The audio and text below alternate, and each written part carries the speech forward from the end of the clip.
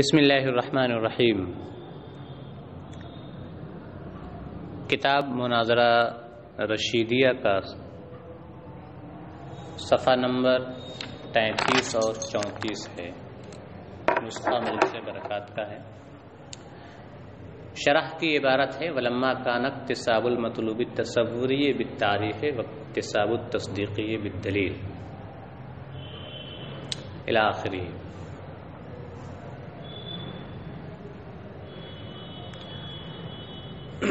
حضرات، دنیا میں بہت ساری ایسی چیزیں ہیں جن کا ہم علم نہیں رکھتے ہیں، جن کی حقیقت سے ہم واقف نہیں ہیں، اور جو چیزیں ہمارے نزدیک مجہول ہیں، غیر معلوم ہیں، یہ تصوری بھی ہوتی ہیں اور تصدیقی بھی ہوتی ہیں۔ جیسے بہت ساری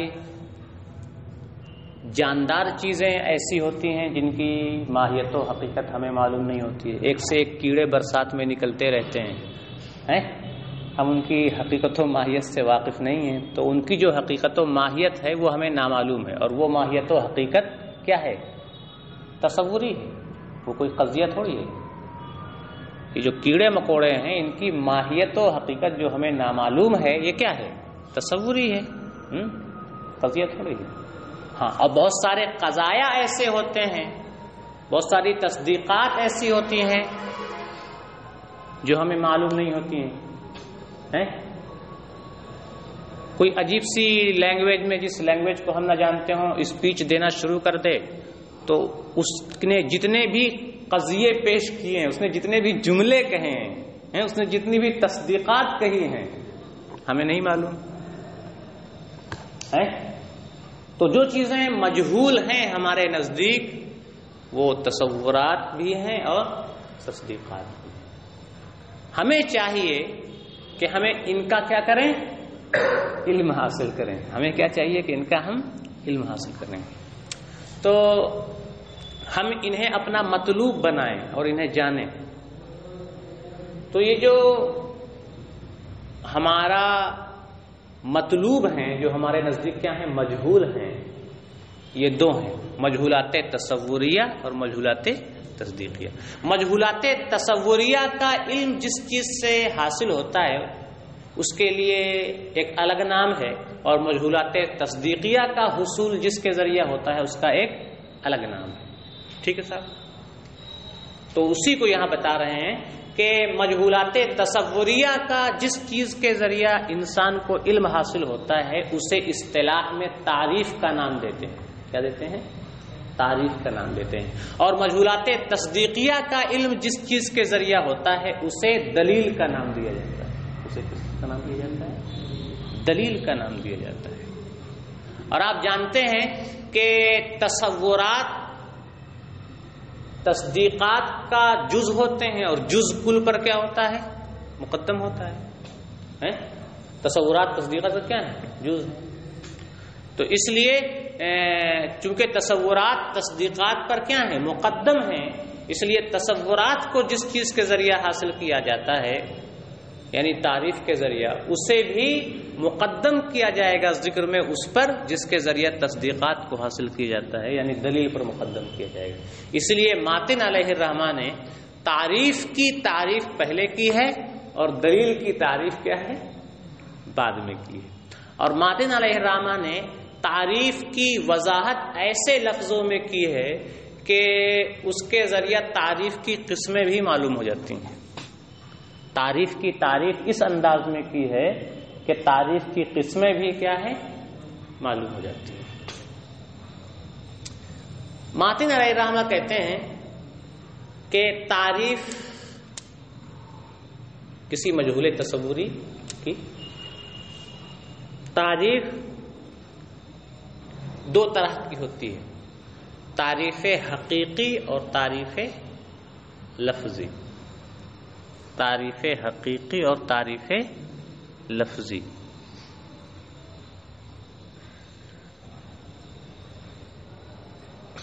اصل میں تعریف کے ذریعہ کیا حاصل ہوا، یہ اصل چیز ہے. تعریف کے ذریعہ آپ کو کیا حاصل ہوا؟ تعریف کے ذریعہ اگر کوئی غیر حاصل صورت حاصل ہو جائے، کوئی غیر حاصل صورت کیا ہو جائے؟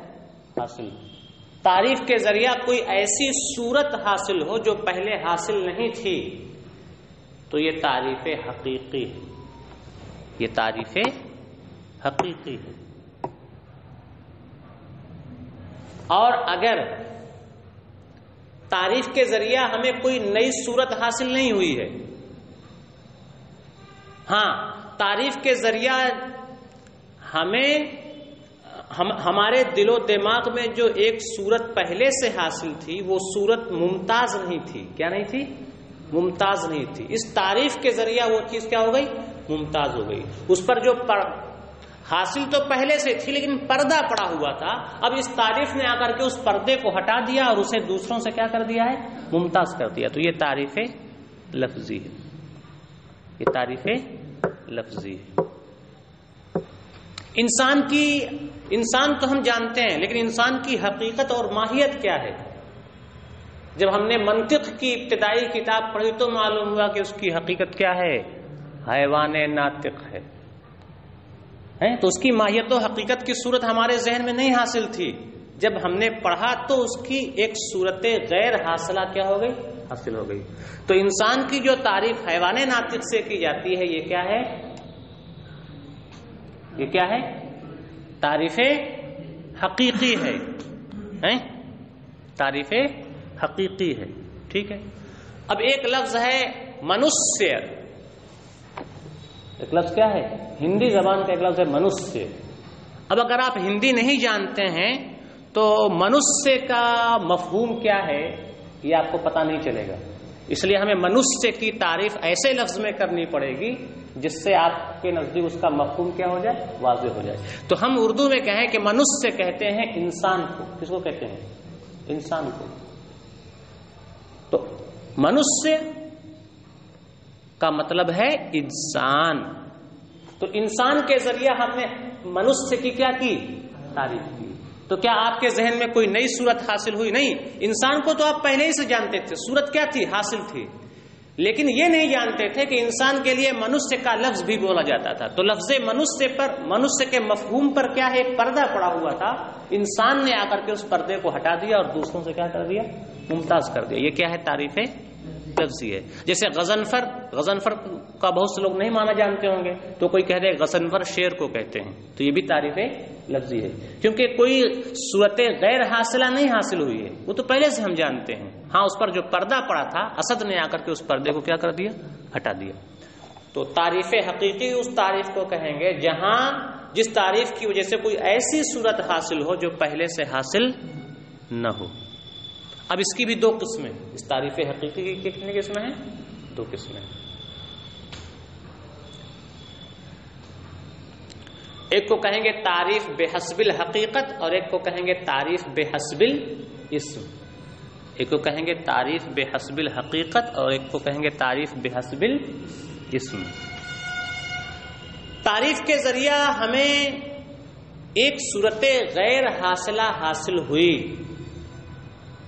لیکن اس صورت کا اب سوال یہ ہوگا کہ جو صورت غیر حاصلہ تعریف کے ذریعہ حاصل ہوئی اس صورت کا خارج میں نفس الامر میں وجود ہے یا نہیں ہے؟ اگر خارج میں اس کا وجود ہے، وجود خارجی اس کا ہے اور ہمیں معلوم ہے، اس کا وجود خارجی اگر معلوم و معروف ہو تو یہ تعریف بحسب الحقیقت ہے.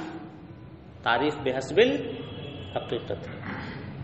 اور اگر تعریف کے ذریعہ ہمیں ایک صورت غیر حاصلہ تو حاصل ہوئی ہے لیکن اس صورت غیر حاصلہ کا وجود خارجی نہ ہو، وجود نفس الامری نہ ہو یا معلوم نہ ہو، ہمیں معلوم نہیں ہے کہ اس کا وجود خارجی ہے یا نہیں، تو یہ کیا ہے؟ تعریف بحسب الاسم ہے. جیسے مصطلحات کی تعریف، اسم کسے کہتے ہیں، کلمہ کسے کہتے ہیں، فعل کسے کہتے ہیں، تو ان کی جو تعریف ہے یہ مصطلحات جو ہیں تو اسم کی جو تعریف آپ کرتے ہیں تو کیا اس کا کوئی خارجی وجود ہے اس مفہوم کا؟ تو وجود ذہنی ہے، دماغ میں صرف وجود ہے، خارج میں کوئی وجود نہیں ہے کہ نہیں صوفی صاحب؟ ٹھیک ہے، اتنی بات سمجھ میں آ گئی، بس سبق ہو گیا. کریں ولما کانا اکتساب المطلوب التصوری بالتعریف واکتساب التصدیقی بالدلیل وکانت التصورات مقدمۃ، زیر لگا ہوا ہے اس میں، مقدمۃ علی التصدیقات قدم تفصیل التعریف بحیث یعلم منہ تعریف اقسامہ. اور چونکہ مطلوب تصوری کا حصول و اکتساب تعریف کے ذریعہ اور مطلوب تصدیقی کا حصول و اکتساب دلیل کے ذریعہ ہوتا ہے اور تصورات تصدیقات پر مقدم ہیں، اس لیے ماتن علیہ الرحمہ نے تعریف کی تفصیل اولاً ذکر فرمائی اور اس انداز میں ذکر فرمائی کہ اس سے تعریف کی قسموں کی تعریف بھی معلوم ہو جاتی ہے، اس تعریف سے اس تعریف کی قسموں کی بھی تعریف معلوم ہو جاتی ہے. فقالا، چنانچہ ماتن علیہ الرحمہ کہتے ہیں، ثم التعریف اما حقیقی یقصد به تحصیل صورت غیر حاصلۃ، پھر تعریف یا تو حقیقی ہوگی جس کے ذریعہ کسی غیر حاصل صورت کی تحصیل مقصود ہوگی،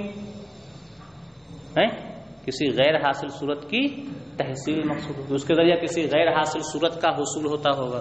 تو اب اس کی دو قسمیں ہوں گی، یا تو اس کا وجود خارجی بھی معلوم ہوگا یا اس کا وجود خارجی معلوم نہ ہوگا. اگر وجود خارجی معلوم ہو تو یہ کیا ہے؟ تعریف بحسب الحقیقت ہے، اور وجود خارجی معلوم نہ ہو تو یہ کیا ہے؟ تعریف بحسب الاسم ہے.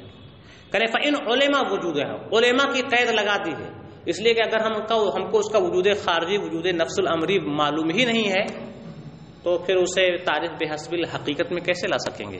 تو تعریف بحسب الحقیقت میں وہی آئے گا جس کا وجود خارجی کیا ہو؟ کنفرم معلوم ہو، معروف ہو. سمجھ گئے صاحب؟ ہاں. فإن علماء وجودها فبحسب الحقیقت، تو اگر اس صورت غیر حاصلہ کا وجود خارجی معلوم و معروف ہو فبحسب الحقیقت، تو یہ تعریف حقیقی بحسب الحقیقت ہے، فهو تعریف بحسب الحقیقت ہے.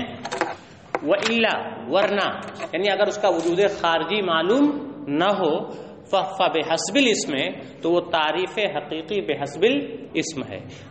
وَإِمَّا لَفْظِيٌّ، یا تعریف کیا ہوگی؟ لفظی ہوگی. يُقْصَدُ بِهِ تفسیر مدلول اللفظ، یا تعریف لفظی ہوگی جس کے ذریعہ کسی لفظ کے مدلول و مفہوم کی تفسیر و توضیح مقصود ہوگی.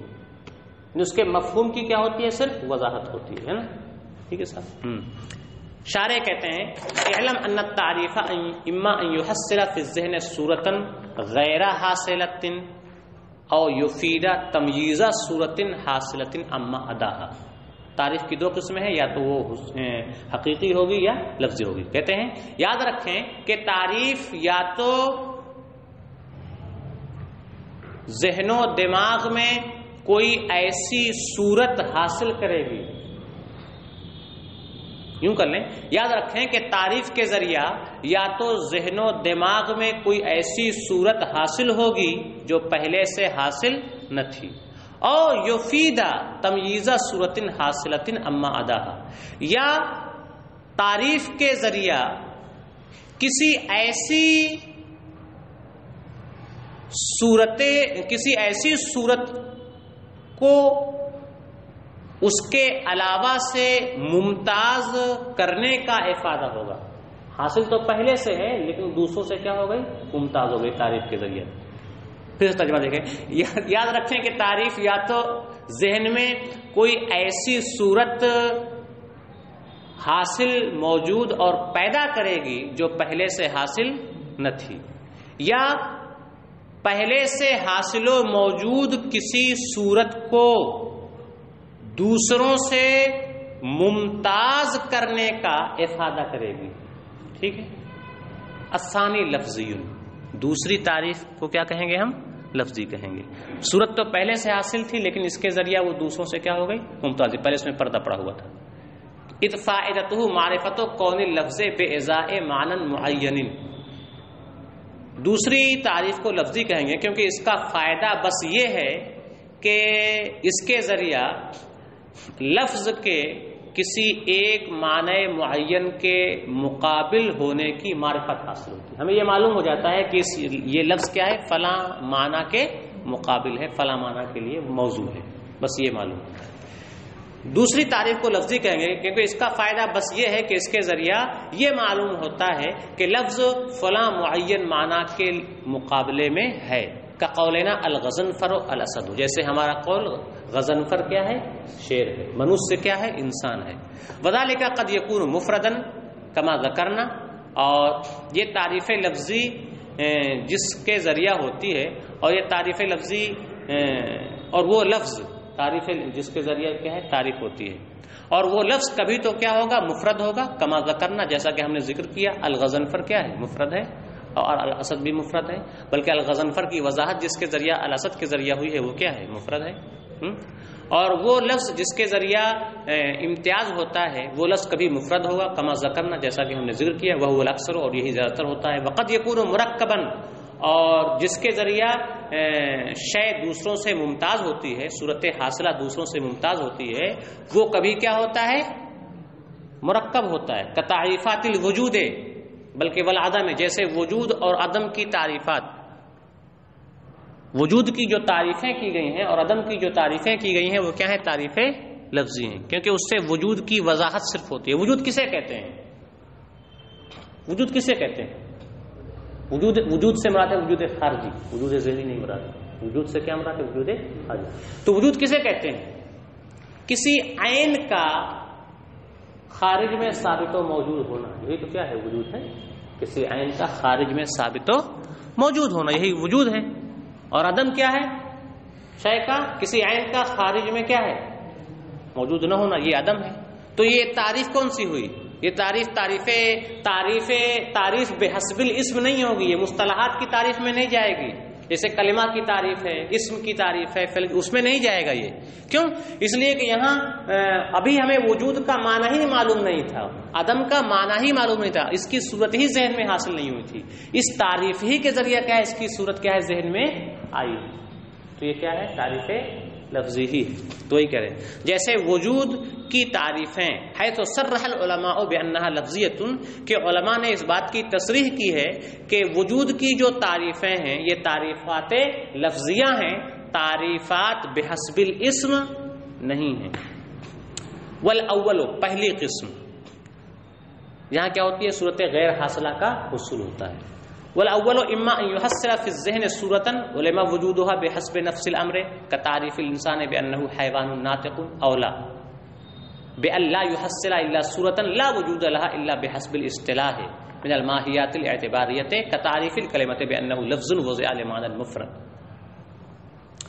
اور پہلی تعریف یا تو ذہن میں کوئی ایسی صورت حاصل کرے گی، اور پہلی تعریف یا تو ذہن میں کوئی ایسی صورت حاصل موجود اور پیدا کرے گی جس کا وجود بحسب نفس الامر، یعنی وجود نفس الامری، وجود خارجی، جس کا وجود خارجی اور وجود نفس الامری معلوم و معروف ہوگا.